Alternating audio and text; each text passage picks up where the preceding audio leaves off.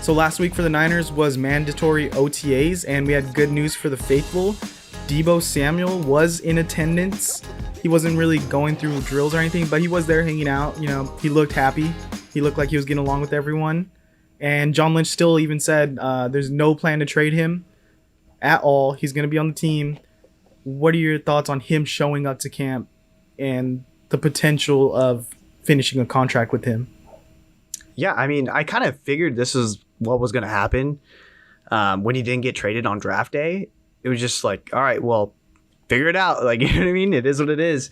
And I necessarily didn't think that there would be a contract, but I feel like they would be on good terms by now, you know? And which they are. And I think they're really working towards that. We'll just see what ends up happening and where he ends up falling. And as far as guaranteed money, but pretty confident that something's going to get done. Feel pretty good about it. I feel great about it. I mean, I think out of all the receivers that are trying to get a new deal right now, I think Deebo has the best chance of getting the deal done. We see DK and Terry McLaurin not showing up to camp right now. And I would be worried if I was those teams, because those guys are kind of 1 foot out the door, ready to go. I think Deebo, after seeing him back, he didn't have to show up to this. Like, he could have took his fines or just took the PR lumps and continued this battle he's doing with the front office. But I think it's really good that John Lynch hasn't wavered at all about trading him. And now Deebo's looking like he's ready to rejoin the team. So I'm feeling really good about the situation compared to other situations. Hey, what's up? This is D. Sorry to interrupt. I know we're digging into some really juicy content here, but just wanted to say, go ahead and hit that like button. Go ahead and subscribe to the channel. It all really helps us out to push content to other 49er fans. So when you have a chance, go ahead and do that. Now back to the show. And I mean, look at those other situations. DK is going from Russell Wilson to Drew Lock or Geno Smith. That's pretty trash. And then on the other side, Terry McLaurin has just kind of been in this like quarterback limbo his entire career. So it's like, yeah, like if I'm the one bright spot on the offense, break me off, dude. What are you waiting for? Like how Buddy Hield was telling the Sacramento Kings, like, what do you mean? Yeah. This is Sacramento. No one's coming here. Like, what else are you going to do? Yeah. So I feel like it's going to be the same thing. Like both of them have more, like, I guess, leverage or reason to be disgruntled. Whereas Deebo's a star here. The fans love him. The players love him. The organization loves him. So, and he knows he's going to get his stats. He knows he's going to get his recognition. Like, if he were to go somewhere else, like let's say they did ship him off in that trade to the Jets, do you really think he's going to play any meaningful games? No. So it's like you're playing on the biggest stage with one of the biggest organizations in all of football. This is where you want to be, dude. Yeah, and even guaranteed money aside, he's going to make more money in endorsements and deals like that out here in California. Yeah, and I think too, like, just considering he knows Kyle is going to, like, kind of, if he'd said, hey, I don't want to be a wide back, cool. He's going to shape it, and now look at, he drafted another running back. So that's going to take at least some of Deebo's carries, which I'm sure they're going to use him as a decoy. I'm sure they're going to, run him once just to keep people off their toes, but they drafted a running back. They have Elijah Mitchell. They have Trey Sermon. They have Ray McLeod. So there's a lot of people to kind of take that rock, and let's showcase him as the wide receiver one that he wants to be. Yeah, I think cutting back on his running back carries isn't really going to hurt us too much, because Brandon Ayuk could kind of fill that role too. If he wants to get his name out there more and like try to replicate a little bit of what Deebo had last year. If I was Ayuk, I would say, give me those end arounds, give me those, put me in the backfield a couple times and let Deebo be the number one receiver and just eat downfield. But I mean, we've seen Brandon Ayuk do it. Yeah. I think his first touchdown was that end around where it's that highlight of his career The where highlight he's jumping I've seen over. so many times on Twitter. It's still popping up. Yes, so we know that Brandon is a playmaker with the ball in his hands. We feel really, really good about our receiving core.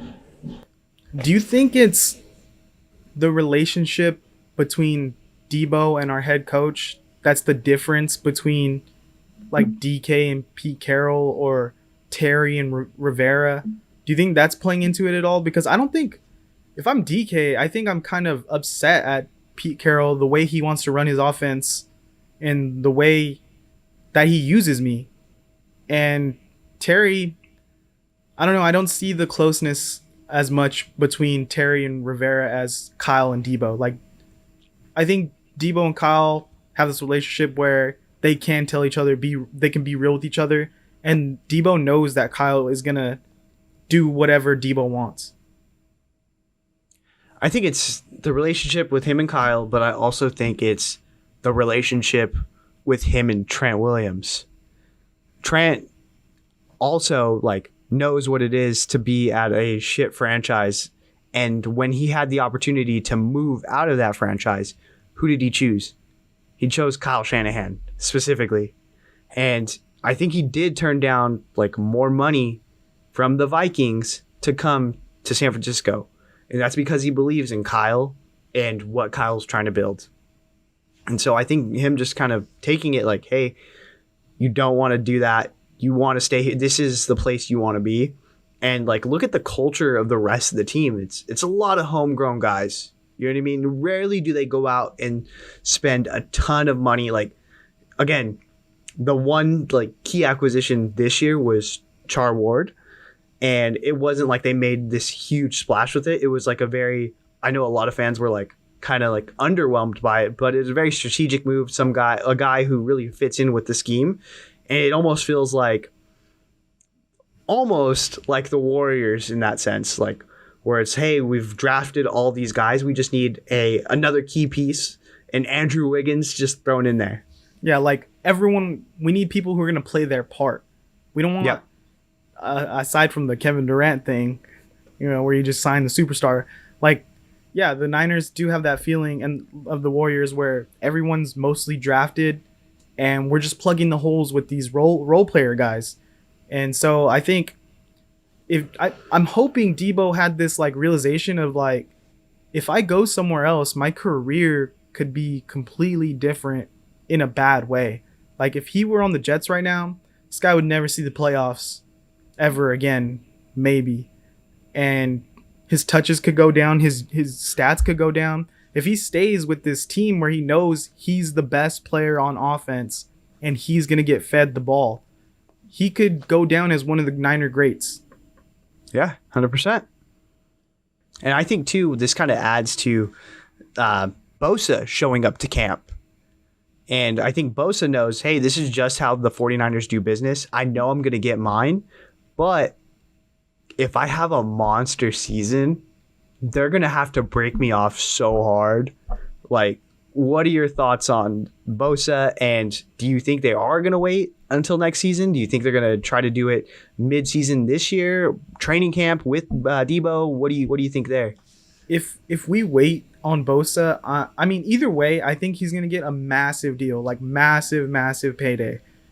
The longer we wait, I think the worse it's going to be for the Niners. I would like them to get a deal done this offseason, but if we have to, then I'd rather see them get a deal done 3/4 of the way through the season.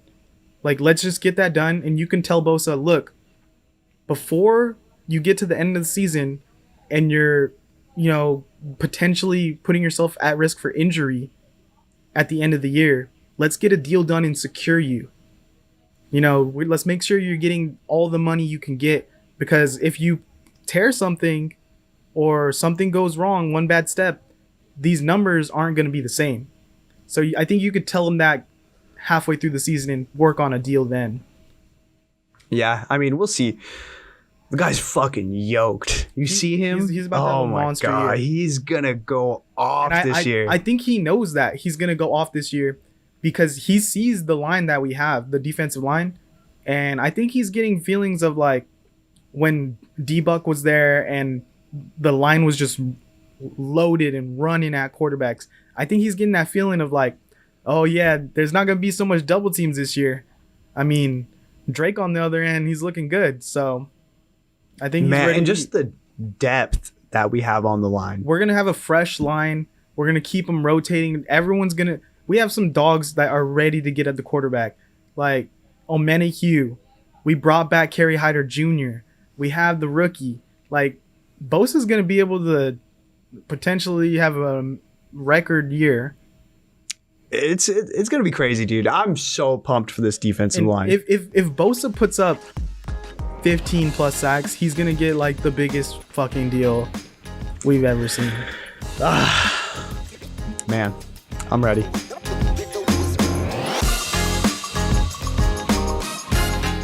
Hey guys, Drew here. We really appreciate you guys sticking to the end of the video. I know this guy's happy. If you guys like what you saw, like what you heard, go ahead and watch some more videos here to get more 49ers news and updates. And go ahead and like and subscribe to the channel. Really helps us out. We appreciate it so much. Thanks you guys for spending time with us.